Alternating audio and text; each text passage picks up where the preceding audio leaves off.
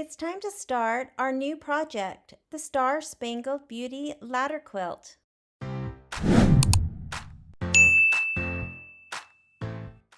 am ready to start prepping for my new project by Kimberbell called Star Spangled Beauty Ladder Quilt.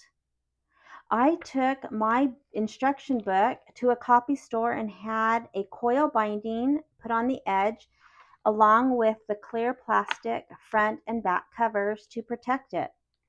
I have my fabric kit and I have the embellishment kit as well as the thread. All of this I got at my local quilt shop. I have all of my designs onto my USB. I will be using embroidery software for most of these blocks, and so I will be adding to this USB as I go. For my batting, I use Warm and Natural, and I just get a large quilt size. This was a full size piece of batting, and I just cut that down to the size I need for my blocks. And so we will go over that, and I will show you how to determine your batting sizes. The other thing that I have are these organizing packets. Once I get the fabric prepped, I will put everything needed for a block into an organizing packet. I will label it with masking tape, and I will put the name of the block and the page number. When I am making this quilt, I will not be going in order that the book has the designs. And so I need to have the page number so it's easy to find. I will be doing this by section. And so if this is, for example, section 1, I will do the blocks from section 1 and then move on to section 2. And they skip around in the book. They are not listed in that order in the book.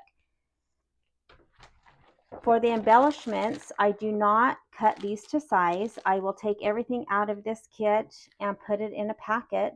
And when I have a block that uses an embellishment, I will pull the packet for the block and the embellishment packet and pull what I need and use it for that block and then put that back. I find that I have a lot left over if I don't cut these to the size that the book tells you to cut, and I can do more blocks and have more embellishments for another project. So let's get started prepping our fun Star Spangled Beauty Ladder Quilt.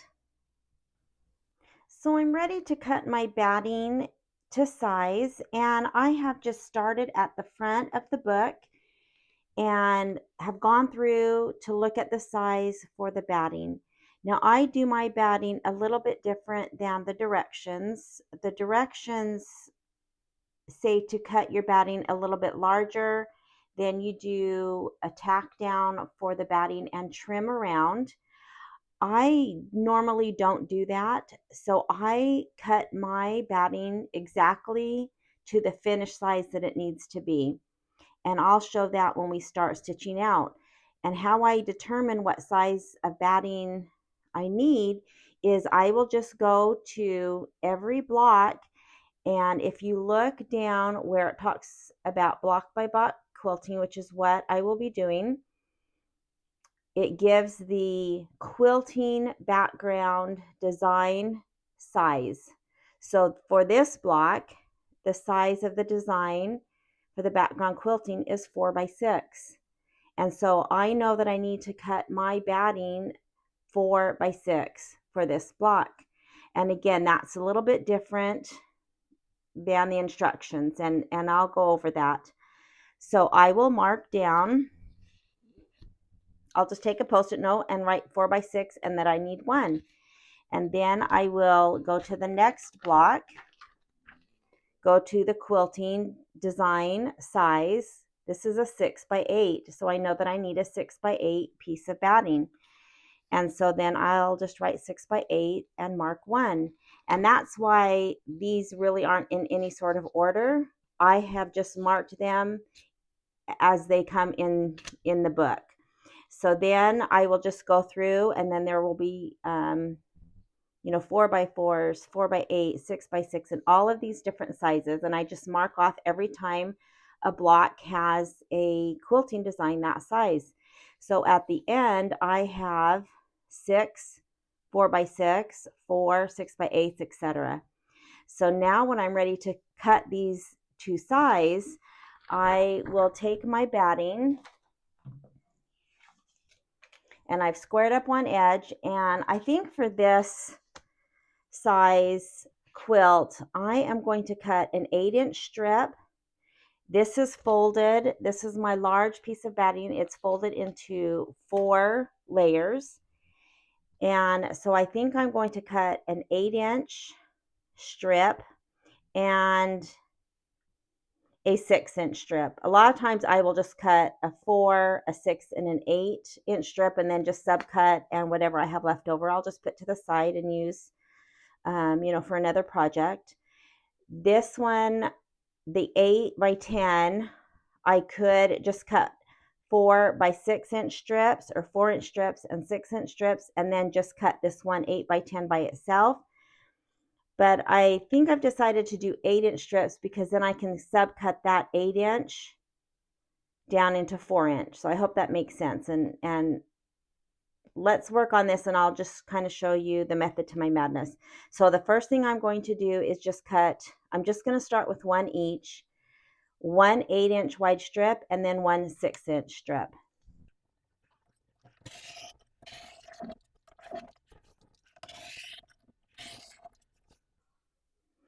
I have my 8-inch and my 6-inch strip cut, so I'm just going to start with the 8-inch, and I'm going to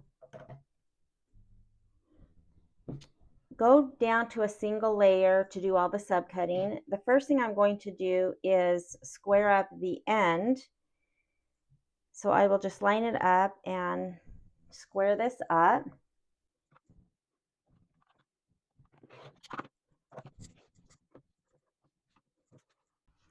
And now I'm going to start with the 2 8x10-inch pieces. So I will take my ruler, and from here on out, I really don't use the markings on my grid.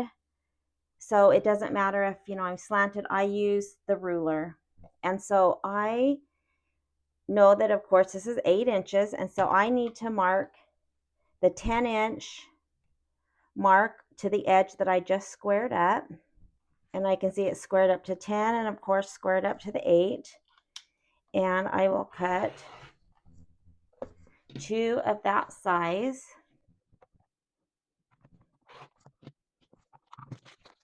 And then I will just mark this off so that I know that I've done it.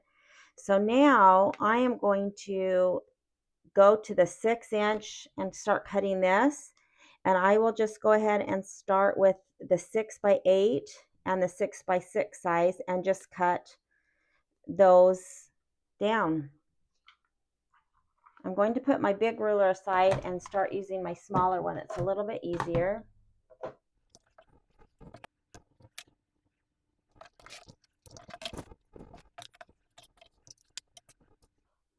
Now I will start the 6x8, so I will just mark or line my ruler up to the 8-inch and just cut 4 that are 8 inches by 6 inches.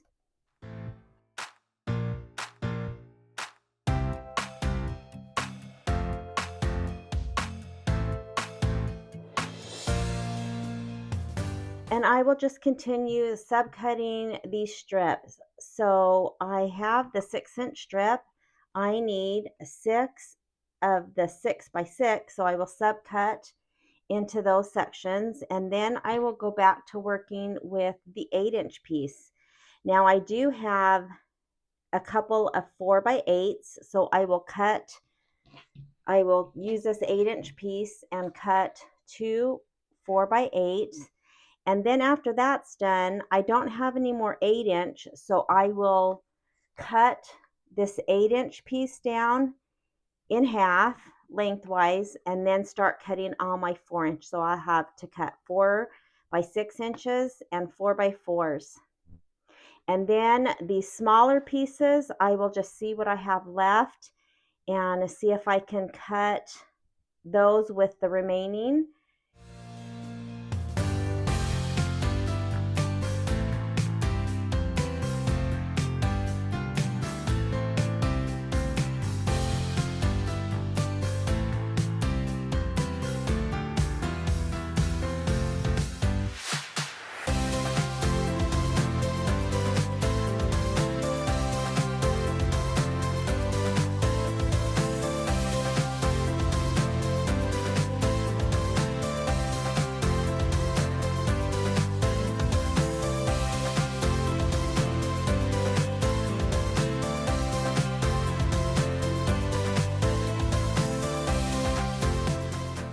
I got all of the batting cut from those 2 strips, and I did have another 8-inch piece that I wasn't looking at down here. So before I started cutting this 8-inch piece smaller, I went ahead and did cut that piece.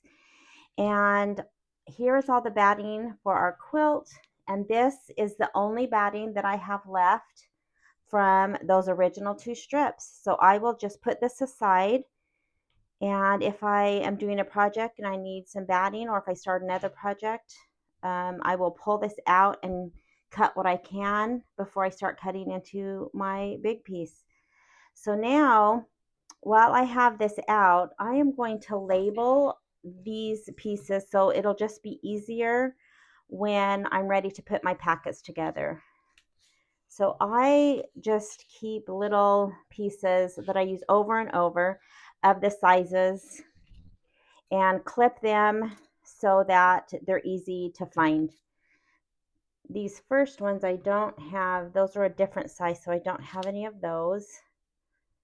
So let me go with the more traditional sizes that we have. This is a 4x4.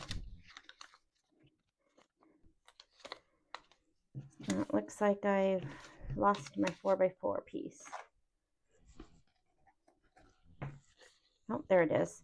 So I will just take this and clip it. So again, when I'm putting my packets together, it's just easier to do. This is a 4x6. And I will just do this to all of the sizes.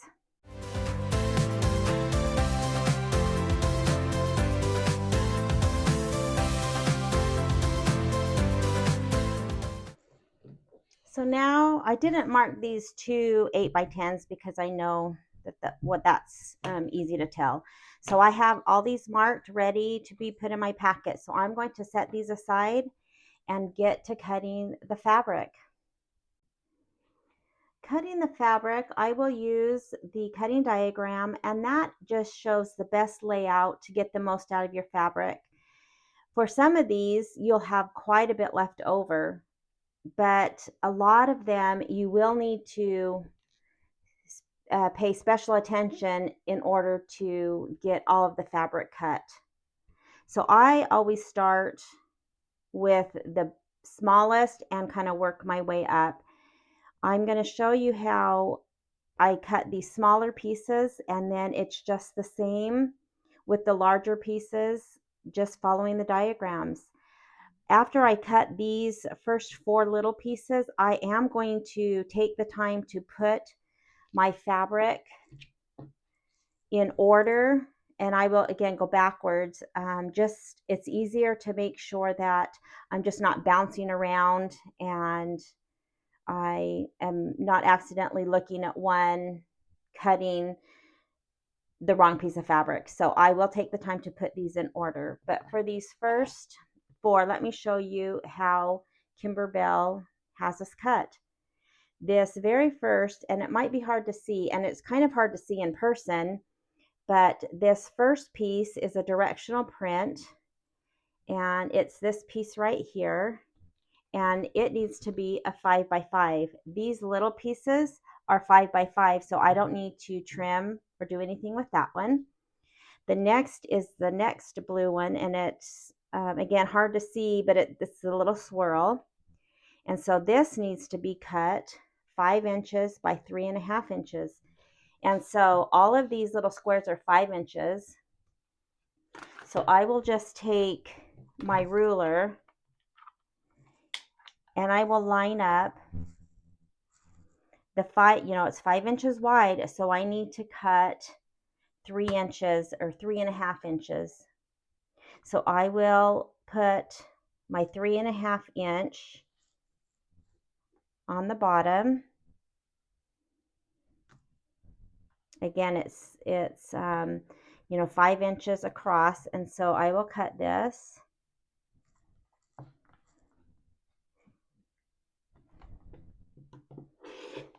And I have that little piece left over, so now I have a 3.5 inch by 5 inch piece. This next piece of fabric, actually the next two, I think I'll cut those together. It's just two 2.5 inch pieces. And so basically this little 5 inch piece just needs to be cut in half and then cut in half again.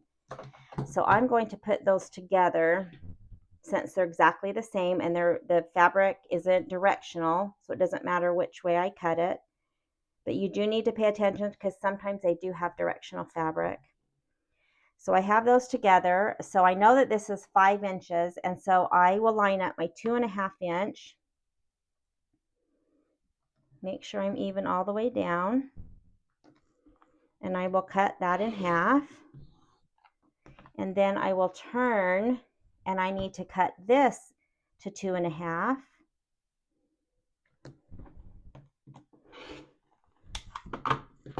So now I have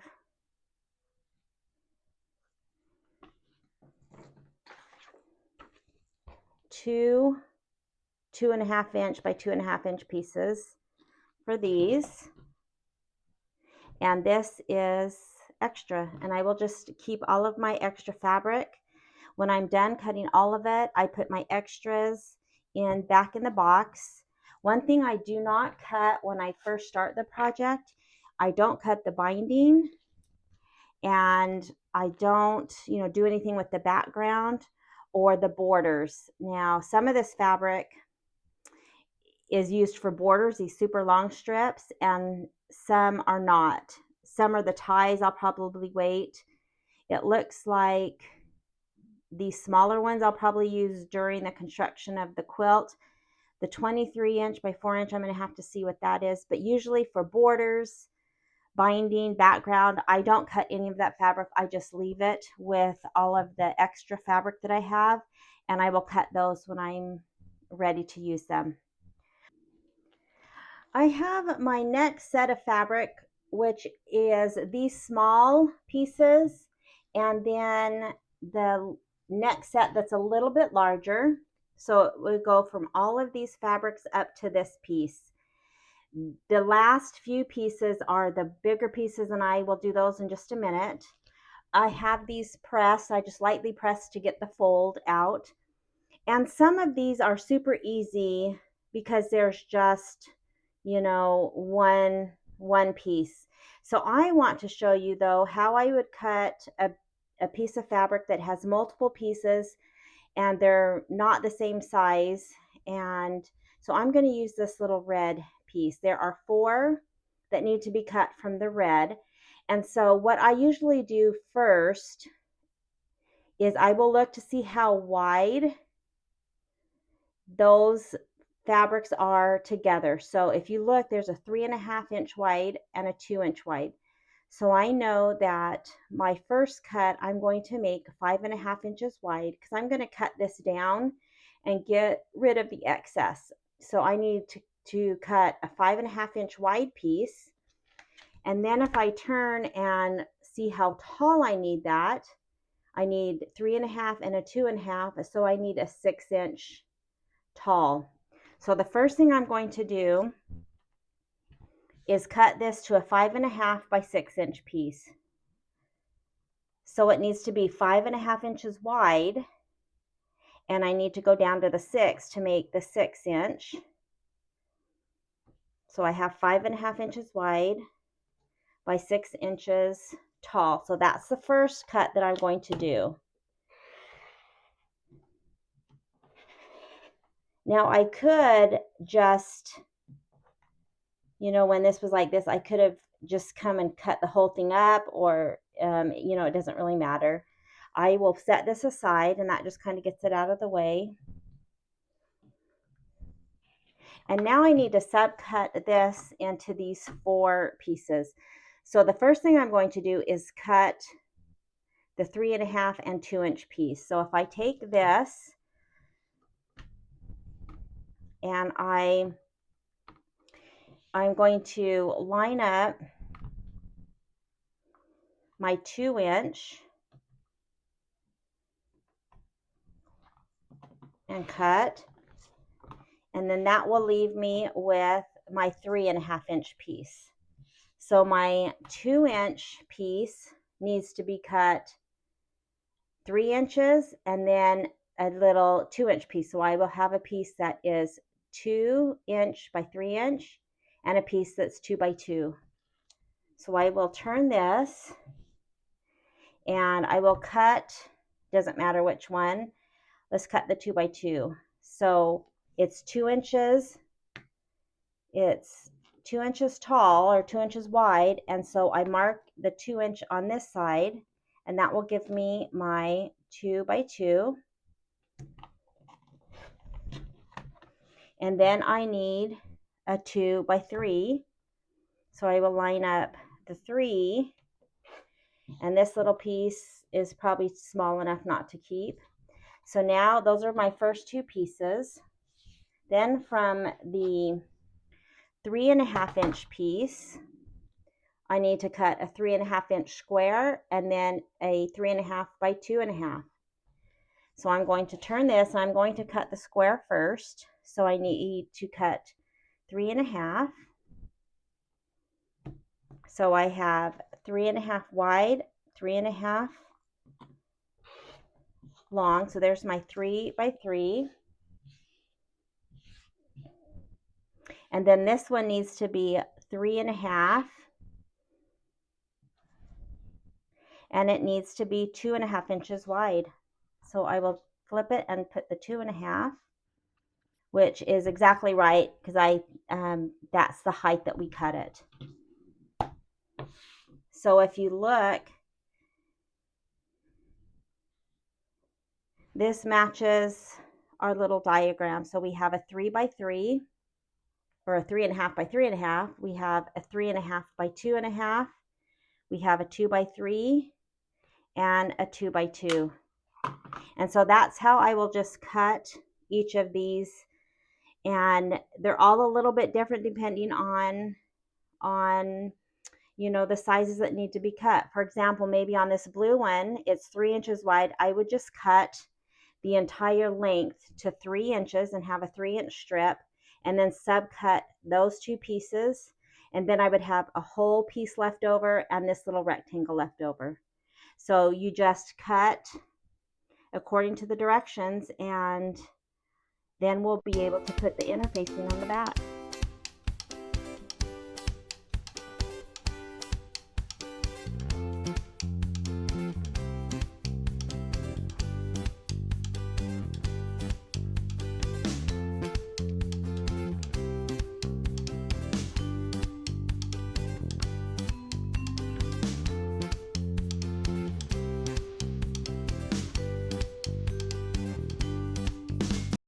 So I'm done cutting those first 2 sets of fabric, and I have everything right here. You might have noticed that I used several rulers just depending on how I needed to cut. And once I start getting into this next set of larger fabrics and then the even bigger, I will bring in my 12.5-inch also so that I can cut some of these larger pieces. So let's start working on our next section of fabrics.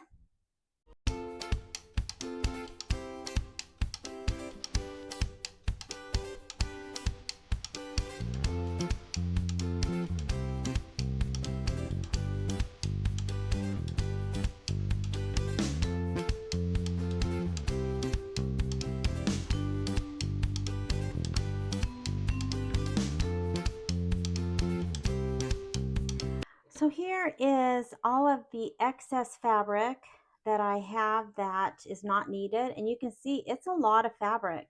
Again, I didn't cut all of the blue for some of the borders and ties and things like that, so that's why I have so much of the blue left. And I still have the binding and the backing that I haven't cut yet. But if you look at all this fabric, this is all the fabric that we have left. I have a little bit smaller pieces here, and then I have some of the little pieces. And I kept all these strips. I normally don't keep things this thin, but this quilt I thought might be cute to have some more fringe. We do some fringe blocks with lace, and so I thought, you know, maybe I'll use this for something. So for now, I'm going to keep all these little pieces as well. I will keep everything in the box. That way, if for some reason I didn't cut something right, and I mess up on something and I need to pull the fabric, it's all right here together. So now it's time to go put the interfacing on the back of the fabrics.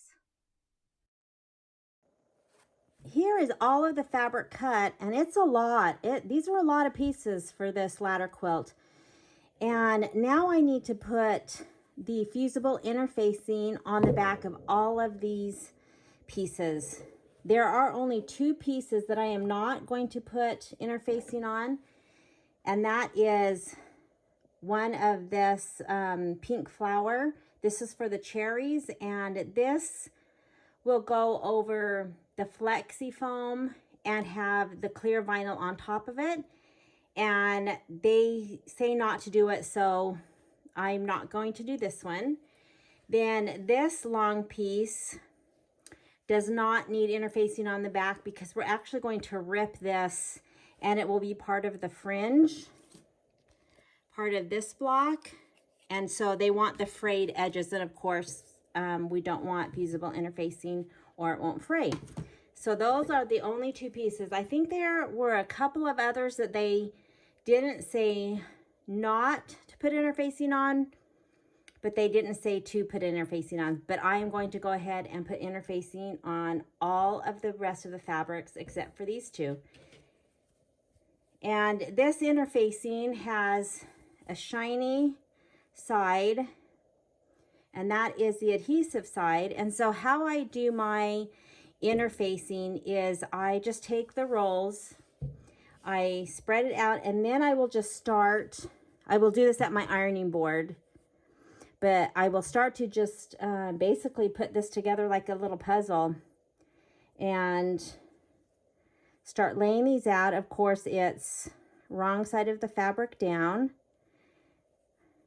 and I'll have to, you know, see however it fits best.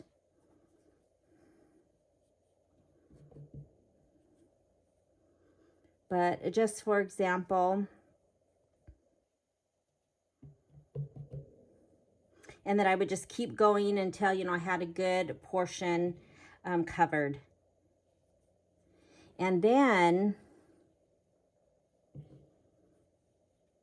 what I would do is take my iron, like for example, this piece down here that does not have anything on it, I will cut before I iron because that will, you know, mess up my iron, then I'll have to clean it. So any of this that shows needs to either be covered when you iron it.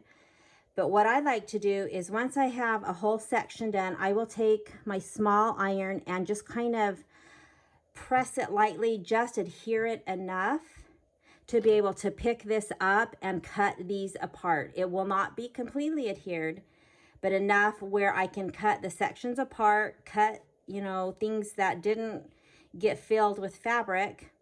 I will cut everything apart, and then I will use my large regular iron, and I will press these 10 to 15 seconds each and get the iron-on interfacing really adhered. And so that's how I will do all of this fabric. It does take a while, and especially for the large pieces of fabric, you know, you got to work at getting this adhered, but it makes such a difference, I feel, in the finished product. I know that a lot of people will just do the background fabric that will be quilted on. For example, all of the larger pieces that will be the base of the block. And they don't do, you know, the smaller pieces. I like the look of that having interfacing. I think it gives a smoother look. I think it lays better and it stitches better. So I do everything unless, again, there's a specific reason not to. I'm going to work at getting all this interfacing put on.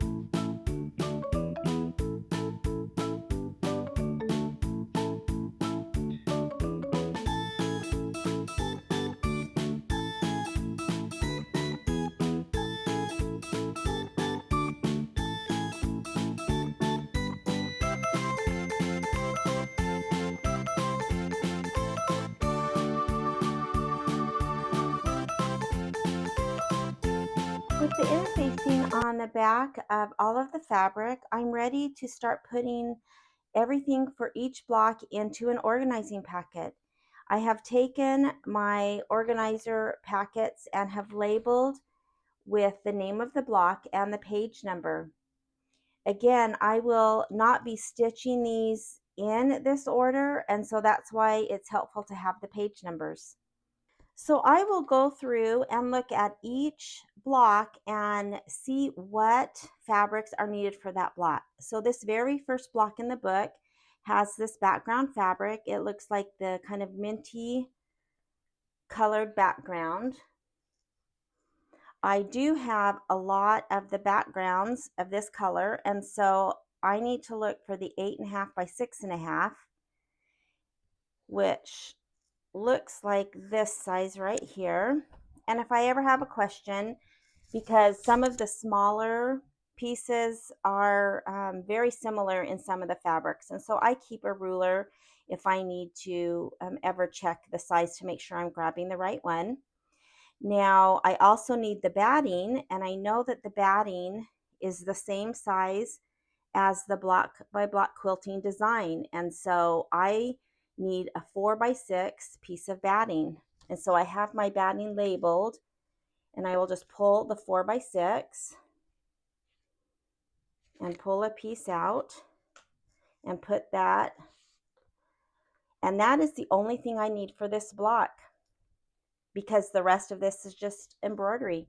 So I will take my packet, I will slip this in, and this one's ready to go. So let's do another one. The next one is also just the background fabric and the batting. So the one after that is the background fabric, which is this white with the blue floral, and that's right here. And that's only one piece, and it's a large 10.5 by 8.5, so of course I know that this is the correct piece. If I look at the design for the quilting, it's a 6 by 8, so I need to find the 6 by 8 piece of batting.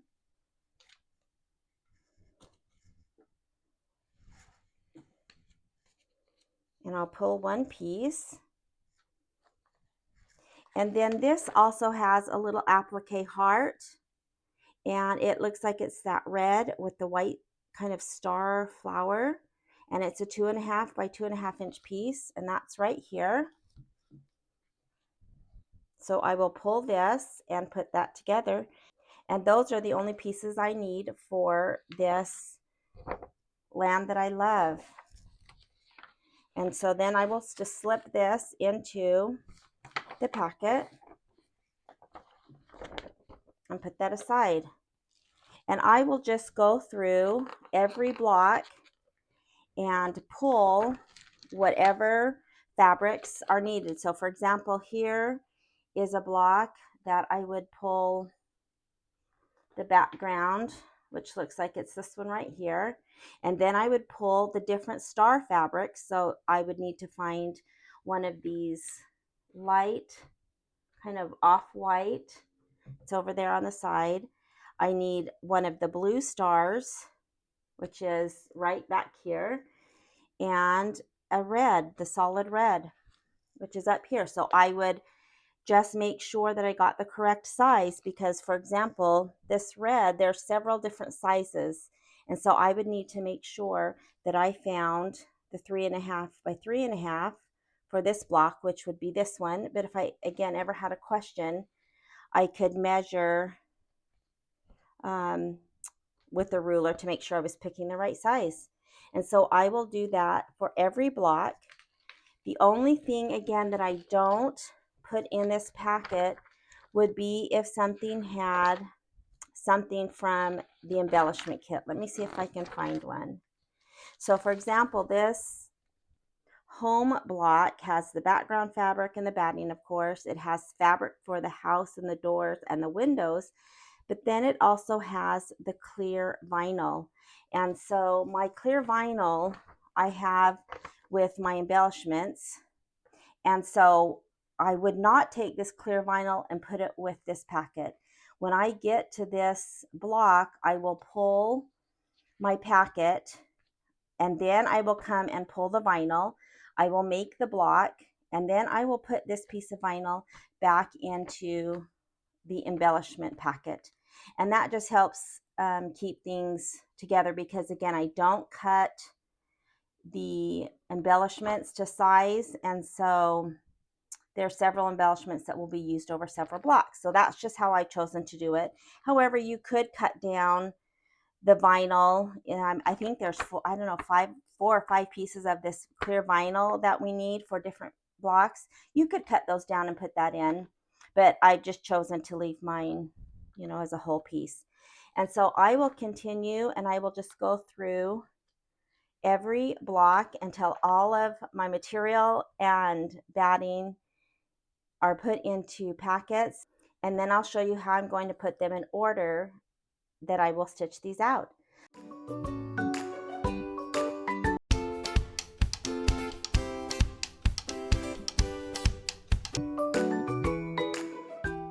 So I wanted to mention something. I was doing this Star Trio block, and earlier I had mentioned that, you know, the white fabric, the blue with the stars, and the red. And so when I was looking at my white fabric, I do not have any small 3.5 by 3.5 inch white pieces of white. And so it's kind of hard to see. As I pull it up into the light, I can now see that it has the little ribbon. And so before I saw that, I thought, well, maybe I miscut. But an easy way to check if you're thinking that, like me, I didn't have my off-white fabric in this size, you can go back to where they list all of the fabric, and it tells each block. And so I just went down until I found the Star Trio. This is Star 1, and it's actually this kind of off-white fabric with this, it's got some bows and some ribbon. And so that is what I need for this block, which again, when I was looking at the block, it looked more like a solid white fabric. So if you're ever in doubt if you're picking the right fabric, because on this list they don't tell you which fabric it is, so you just have to go by looking. So anyways, that's a good tip if you're not sure if you're picking the right fabric. All right, so I'm going to continue.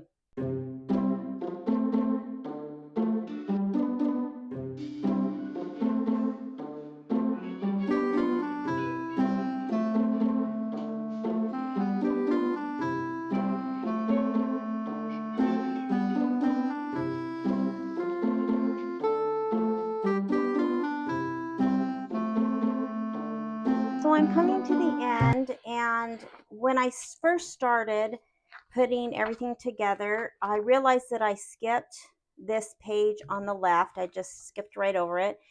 And so this is the heart. So I made a packet. And these have the denim pieces that come in the embellishment kit. And I said normally I don't put the fabric in because usually it's used in several places. However, these two pieces of denim will only be used for the background for this block. So I am going to go ahead and pull those since they are the background.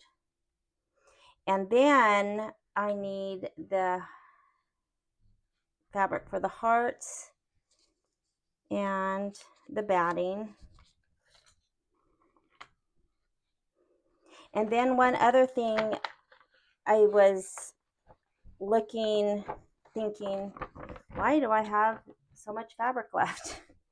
That happens. So what I did is, because I had these pieces of fabric and I wasn't sure why they were left. So that's where it's helpful to come back to this page that lists the fabric and then what blocks are used on. And so, for example, if I look at this check, and they're all the same size, so that makes me think that they belong in one block, and I skipped it. And so if I look on, for example, this red and white check or plaid, and I have, it looks like a 4x7 piece. I needed this for the 8-point star. So then I looked for this blue, which is right above it. And yep, 4x7. I need 2 of them for the 8-point star. And then the same thing, I think it's this, it's hard to see that it's a print, but let me find it. Oh, it's right here. This print right here, 8-point star. So I know that I missed, when I was putting them together, I just completely missed it. So when I pull the packet, I got all the points. This is on page 40, and I'll show you.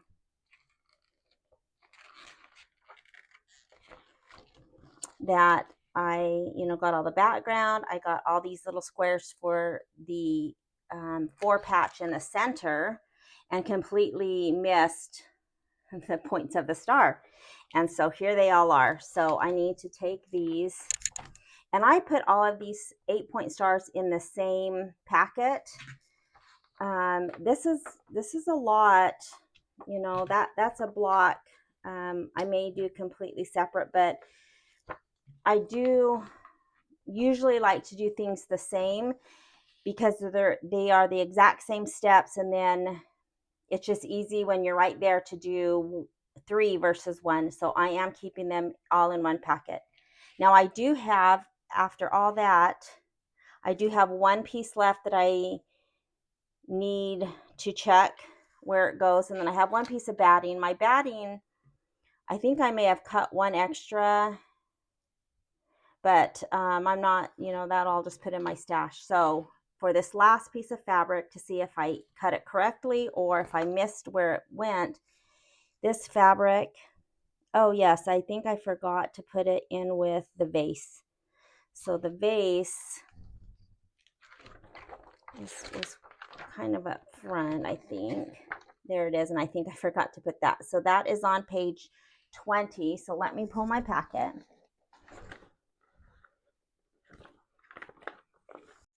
And yep, there's the background and the batting, and no fabric for the vase. And so that's usually happens, so you just skip things, and so that's the easy way to go back and find them. So I have all of my packets done, and let me show you what the last step is. So now that all of my packets are done, I have put them in order of how I'm going to stitch them out. Now, I mentioned a couple times that I don't stitch them in the order that they are in the book. However, that's something that you can do. Just stitch all of them out and then put them together, at the end. However, I like to go by section. And so in the back of the book, when it talks about putting the quilt together, there are 4 sections to this quilt. And so I have chosen to sew by section. So for the order of my packets, I will pull the lamb that I love. I will pull the hearts, this little lace block, this floral block, and this is a filler block. Now let me mention something about the filler blocks, and in particular this lace block. I will sew all of the filler blocks at the same time. I won't just pull the one needed for section 1, and that's just because I can put these and do several at a time on a larger hoop. That gets them done for, you know, later. So I will stitch all 5 filler blocks, even though I only need one for section 1. And the same thing with the lace strips. Now the lace, there's 2, they're done the same way, different sizes and different colors, and I only need the pink for section 1. However, again, they're the same block, essentially using the same materials and the same directions, and so I do these together. So this blue one, whenever it is in a section later, will already be done. So then I will just look at section 2, and I will pull the blocks for, you know, the house, the flag. This is the ribbon block. There's a couple of pieced, they're filler blocks, but they're a little bit different than the other ones, and so I am doing those with this section. Then there's a frame and this little flower. Now for this one, we will already have one filler block done. So when I'm sewing this, you know, the next section, and I'm getting ready to sew it together, I will just pull this filler block from the packet that has the completed ones in it. And then the same thing for the next section, wherever it is. Section 3 starts with the 8-point star, so I will do, you know, those. And I have this frame, the America block, and the vase. And this is a filler block, again, that's already done. So when I finished all of these, I will pull the filler block from the packet that I did earlier. And then there's one more section, and I will do the same thing. So on this last section, you can see that I will have this filler block and this filler block already done from way back at the beginning. And I also have that blue lace block done from way back in the beginning. And so that's how I like to sew mine and stitch mine. And that's again why I put page numbers, since they are not in the order of the book. So now it's time to start stitching out our Star Spangled Beauty ladder quilt.